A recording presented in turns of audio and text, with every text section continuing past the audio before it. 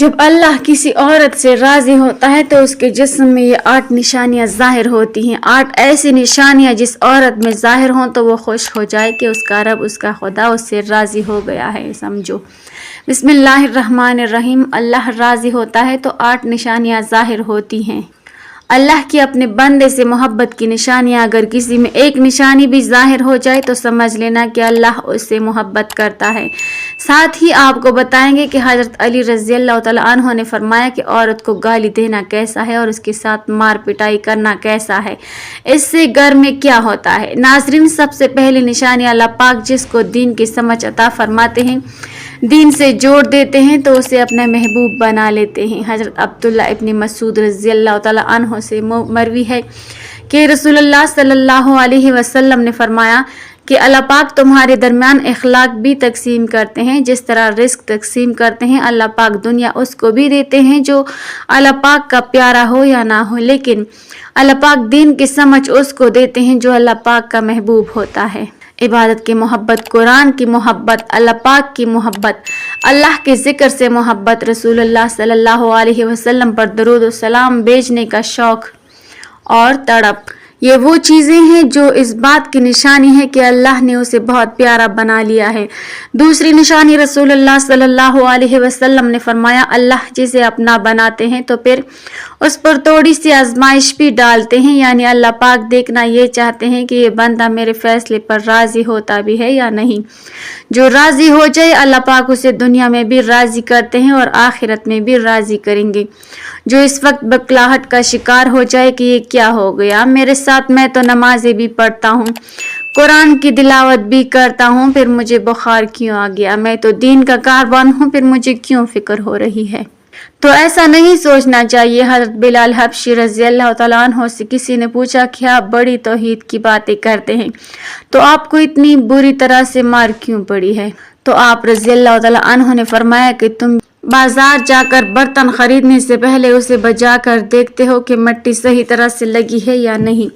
بس اللہ نے مجھے آزمایا تھا۔ اس کے بعد یہی وہ غلام تھا جس کا رنگ بھی کالا تھا، موٹے موٹے ہونٹ تھے، جس کے بارے میں اللہ کے پیارے رسول صلی اللہ علیہ وسلم فرماتے ہیں کہ جب میں جنت میں جا رہا تھا، جب مجھے معراج کرائی گئی تو آگے آگے کسی کے چلنے کی آہٹ سنائی دی۔ میں نے حضرت جبرائیل علیہ السلام سے پوچھا کہ یہ کون ہے؟ جواب ملا، یہ بلال حبشی ہے جو آپ کے آگے چل رہے ہیں۔ حضور پاک صلی اللہ علیہ وسلم جب واپس آ گئے تو حضرت بلال رضی اللہ تعالیٰ عنہ سے پوچھا کہ تم کون سا عمل کرتے ہو؟ تو حضرت بلال رضی اللہ تعالیٰ عنہ نے فرمایا کہ آپ نے ہی تو فرمایا تھا کہ ہر وقت باوضو رہنا، تو میں ہر وقت وضو کی حالت میں رہتا ہوں، اور جب بھی بے وضو ہوتا ہوں تو اسی وقت نیا وضو کر لیتا ہوں، اور جب وضو کرتا ہوں تو تب 2 رکعت نماز بھی پڑھ لیتا ہوں۔ چلتے زمین پر ہیں اور قدموں کی آہٹ جنت میں سنائی دیتی ہے۔ تو آزمائش اللہ پاک کی محبت کی دوسری نشانی ہے۔ اس لیے اگر کوئی فکر یا پریشانی میں ہو، اس کا مطلب یہ نہیں ہوتا کہ پتہ نہیں کہ مجھے کیا ہو گیا ہے۔ اللہ پاک اپنے پیاروں کو ہی آزماتے ہیں۔ تیسری نشانی تو بہت ہی زیادہ خوبصورت نشانی ہے، جس سے پتہ چل سکتا ہے کہ اللہ پاک کسی سے راضی ہیں اور ہم سے محبت کرتے ہیں یا نہیں۔ اللہ پاک جب کسی بندے سے محبت کرتے ہیں تو اس کی طرف خوبصورت بدلاؤ لاتے ہیں۔ حدیث میں آتا ہے کہ جب اللہ پاک کسی سے محبت کرتے ہیں تو اللہ پاک حضرت جبرائیل علیہ السلام کو فرماتے ہیں، اس کے بعد آسمانوں میں زلزلہ آ جاتا ہے، سب فرشتے بے ہوش ہو جاتے ہیں، اور پھر جب اللہ کے حکم سے جب ہوش میں آتے ہیں تو سب سے پہلے حضرت جبرائیل علیہ السلام کو اجازت ہوتی ہے۔ تو حضرت جبرائیل علیہ السلام سوال کرتے ہیں کہ ہمارے رب نے کیا فرمایا ہے، اور اس کے بعد خود ہی کہتے ہیں کہ اللہ نے جو بھی فرمایا ہوگا وہ حق فرمایا ہوگا۔ پھر اللہ تعالیٰ فرماتے ہیں، جبرائیل میں نے آج اس بندے کو اپنا محبوب بنا لیا، تم بھی اسے اپنا محبوب بناؤ۔ حضرت جبرائیل علیہ السلام بھی اس بندے سے محبت کرنے لگتے ہیں۔ پھر حضرت جبرائیل علیہ السلام کو حکم ہوتا ہے کہ آسمانوں کے تمام فرشتوں کو خبر دے دو، یہ اللہ کا پیارا بن گیا ہے۔ حضرت جبرائیل علیہ السلام، آسمان کے تمام فرشتے اور تمام نورانی مخلوقات بھی اس سے محبت کرتے ہیں۔ آسمان کے گربوں فرشتے اس سے محبت کرنے لگتے ہیں۔ پھر ایک فرشتہ آسمان سے دنیا میں آتا ہے اور اعلان کرتا ہے کہ اے لوگوں، فلاں شخص اللہ کا محبوب ہے۔ حضرت جبرائیل علیہ السلام اور تمام آسمانوں کی نورانی مخلوقات اس سے محبت کرتی ہے، تم بھی اسے محبت کرو اور پھر دنیا والوں کے دلوں میں اللہ پاک اس بندے کی محبت ڈالتا ہے، تو اس لیے دنیا میں 2 کام ضرور کرو جس کو کرنے سے اللہ ہم سب سے راضی ہو جائے، ہمیں اپنا محبوب بنا لے، انشاءاللہ دنیا اور آخرت میں کامیاب ہو جاؤ گے۔ حضرت عبداللہ ابن عباس رضی اللہ تعالیٰ عنہ فرماتے ہیں جب نیکیاں قبول ہو جاتی ہیں تو انسان کے جسم میں یہ 5 نشانیاں ظاہر ہوتی ہیں۔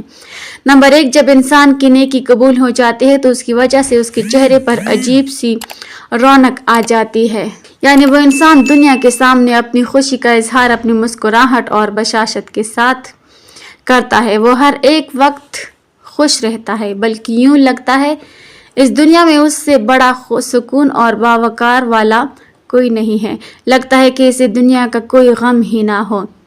یہ خوشی ہر ایک کو نصیب نہیں ہوتی۔ نمبر 2، اس کا دل روشن ہو جاتا ہے، یعنی وہ ہر وقت اللہ کے وعدوں پر امید رکھتا ہے، اس کے پاس کچھ ہو یا نہ ہو لیکن اس کے دل میں اتنی خوشی ہوتی ہے کہ اس کو کوئی پرواہ نہیں ہوتی۔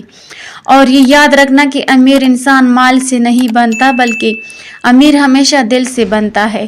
حضرت علی رضی اللہ تعالیٰ عنہ فرماتے ہیں دولت مٹی کی طرح ہے اور مٹی کو پیر کے نیچے رکھنا چاہیے، اگر سر پر چڑھاؤ گے تو وہ قبر بن جائے گی اور قبر زندہ لوگوں کی نہیں ہوتی۔ نمبر 3، جب کسی کی نیکیاں قبول ہو جاتی ہیں تو اس کے جسم میں نیکی کی طاقت آ جاتی ہے اور شیطان اسے گمراہ نہیں کر سکتا، شیطان سے بچنے کی قوت اللہ اس کے جسم میں پیدا کر دیتا ہے۔ نمبر 4، وہ اپنے مال و دولت میں فراوانی پیدا کرتا ہے، یعنی اللہ اس کے رزق میں برکت پیدا کرتا ہے، وہ چاہے لوگوں پر کتنا بھی خرچ کرے، ضرورت مندوں کو کتنا بھی بانٹے، اس کی دولت میں کمی نہیں آتی۔ حضرت علی رضی اللہ تعالیٰ عنہ فرماتے ہیں نصیب کا رزق انسان کو ایسے تلاش کرتا ہے جیسے مرنے والے کو اس کی موت۔ نمبر 5، لوگوں کے دلوں میں اللہ اس کی محبت پیدا کر دیتا ہے، یعنی جب اللہ اپنے بندے سے خوش ہوتا ہے تو اس وقت اس کی محبت لوگوں کے دلوں میں پیدا کر دیتا ہے۔ ناظرین، اب آپ کو بتاتے ہیں عورت کی ذمہ داری کیا ہے۔ حضرت علی رضی اللہ تعالیٰ عنہ نے فرمایا عورت کی سب سے بڑی ذمہ داری کیا ہے؟ حضرت علی رضی اللہ تعالیٰ عنہ کی خدمت میں ایک شخص آیا اور دست ادب کو جوڑ کر عرض کرنے لگا، یا علی، میری بیوی میرے گھر کا کام صحیح نہیں کرتی، نہ میرے کپڑے کی دیکھ بھال کرتی ہے، نہ گھر کی صفائی ٹھیک طرح سے کرتی ہے، تو کیا میرا ڈانٹنا غصہ کرنا صحیح ہے؟ بس یہ کہنا تھا تو حضرت علی رضی اللہ تعالیٰ عنہ نے فرمایا، اے شخص، کس نے کہا ہے کہ تمہاری بیوی پر تمہارے گھر کا کام واجب ہے؟ یاد رکھنا اسلام نے عورت کی عزت کو جتنا بلند کیا ہے اتنا کسی مذہب نے نہیں کیا۔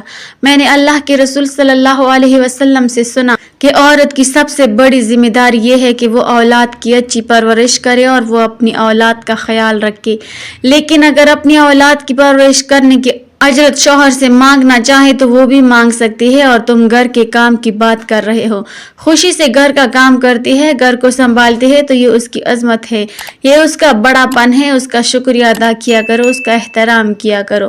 میں نے اللہ کے رسول صلی اللہ علیہ وسلم سے سنا کہ جس وقت عورت اپنے گھر کا کام کرتی ہے اس وقت اللہ اپنے فرشتوں کو زمین پر بھیجتے ہیں اور کہتے ہیں کہ جب تک یہ عورت گھر کا کام کرتی رہے اس کے لیے عبادت لکھتے رہو، اور وہ وقت جو عورت گھر کے کام میں لگاتی ہے وہ اس کی عبادت میں شامل ہو جاتا ہے۔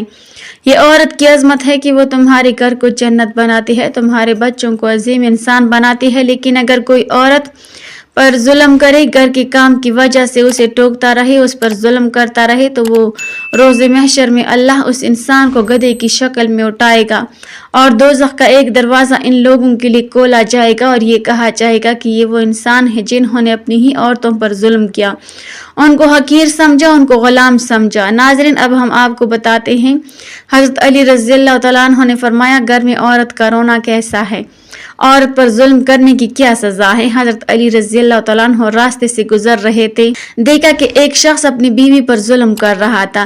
حضرت علی رضی اللہ تعالیٰ عنہ ان کے قریب گئے اور فرمانے لگے، اے شخص، اللہ سے ڈرو، تمہاری مفلسی، پریشانی اور رزق میں تنگی کا سبب یہ ہے کہ یہ تمہاری بیوی تمہارے ہی ظلم کی وجہ سے تمہارے ہی گھر میں روتی ہے۔ میں نے رسول اللہ صلی اللہ علیہ وسلم سے سنا کہ جس گھر میں عورتیں روتی ہیں اس گھر میں رزق کے فرشتے نہیں آتے، اور یوں اس گھر میں رہنے والے مردوں کے رزق کی راہیں تنگ ہونے لگتی ہیں، اور یوں وہ پریشانی مفلسی میں گرفتار ہو جاتے ہیں۔ یاد رکھنا اللہ نے اولاد مرد کی تقدیر میں اور دولت عورت کی تقدیر میں لکھی ہوئی ہے۔ اگر تم یہ چاہتے ہو کہ تمہارے رزق میں فراوانی ہو اور عزت شہرت دولت دن بدن بڑھتی جائے تو اپنے گھر میں اپنی عورتوں کا خیال رکھو، انہیں خوش رکھو۔ اللہ کے فضل و کرم سے تم عزت شہرت اور دولت میں فراوانی پاؤ گے۔ ناظرین، اسی طرح کا ایک اور واقعہ ہے کہ ایک مرتبہ حضرت علی رضی اللہ تعالیٰ عنہ راستے سے گزر رہے تھے۔ آپ نے دیکھا ایک شخص اپنی عورت پر ظلم کر رہا تھا اور اس کی توہین کر رہا تھا۔ حضرت علی رضی اللہ تعالیٰ عنہ ان کے قریب گئے اور فرمانے لگے، اے شخص، یاد رکھنا اللہ نے مردوں کو طاقتور اس لیے بنایا ہے تاکہ وہ عورت کی حفاظت کر سکے، نہ کہ عورت پر ظلم کر سکے۔ میں نے نبی کریم صلی اللہ علیہ وسلم سے سنا کہ جو مرد اپنی عورت پر ظلم کرتا ہے تو اللہ اس پر لعنت بھیجتے ہیں۔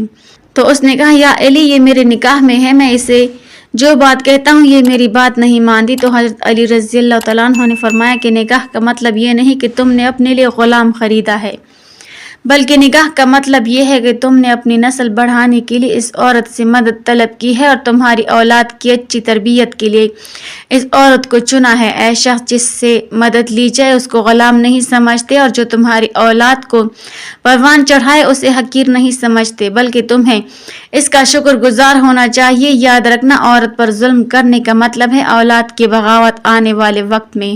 جو اولاد اس عورت کی جسم سے تمہیں نصیب ہوگی تو اس کے وجود میں تمہارے لیے بغاوت ہی بغاوت ہوگی۔ اللہ تعالیٰ سے دعا ہے کہ اللہ پاک ہمیں دین حق پر چلنے کی توفیق عطا فرمائے اور ہماری اولاد کو ہمارے لیے رحمت بنائے اور ہمیں دین کے مکمل سمجھ نصیب فرمائے، آمین۔ ناظرین، کمنٹ باکس میں اللہ تعالیٰ کے 99 ناموں میں سے ایک نام ضرور ٹائپ کریں۔